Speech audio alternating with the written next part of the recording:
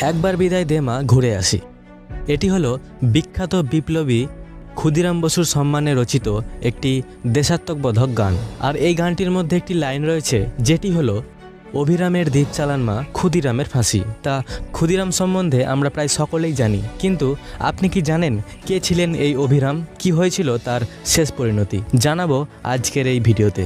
তাই সকলকে অনুরোধ, ভিডিওটি সম্পূর্ণ দেখবেন এবং ভিডিওটি ভালো লাগলে আমাদের চ্যানেলটিকে সাবস্ক্রাইব করে পাশে থাকবেন। অভিরাম ছিলেন ভারতীয় উপমহাদেশের ব্রিটিশ বিরোধী আন্দোলনের একজন অন্যতম বিপ্লবী। তিনি 16 এপ্রিল 1885 খ্রিস্টাব্দে অবিভক্ত বাংলায় জন্মগ্রহণ করেন, যার আসল নাম ছিল বিপ্লবী উল্লাসকর দত্ত। তার শিক্ষাজীবন শুরু হয়েছিল তার নিজের বাড়িতেই। এরপর তিনি কলকাতায় একটি স্কুলে পড়াশোনা করেন।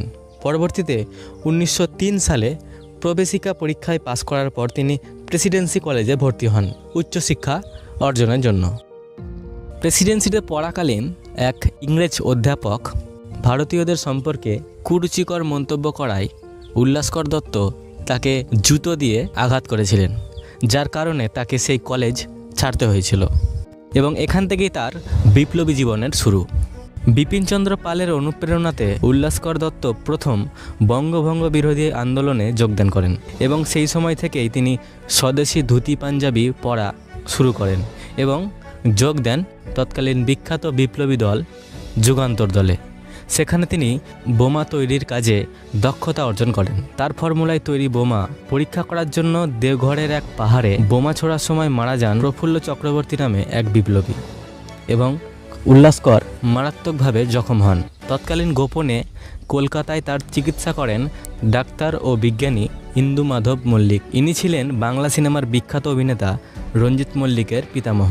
উল্লাসকরের তৈরি বোমা ক্ষুদিরাম বসু ও হেমচন্দ্র দাস ম্যাজিস্ট্রেট কিংসফোর্ডকে আক্রমণে ব্যবহার করেছিলেন। তবে এই হামলা বানচাল হয়ে যায় এবং পুলিশ উল্লাসকর দত্ত সহ যুগান্তর দলের অনেক সদস্যকে গ্রেপ্তার করে। উল্লাসকর 2 মে 1908 খ্রিস্টাব্দে মুরারিপুকুর বাগানে ধরা পড়েন। 1909 খ্রিস্টাব্দে আলিপুর বোমা মামলা নামের এই বিখ্যাত মামলায় উল্লাসকর ও বারিন ঘোষকে ফাঁসির আদেশ দেওয়া হয়, তবে পরবর্তীকালে এই সাজা রদ করা হয়েছিল।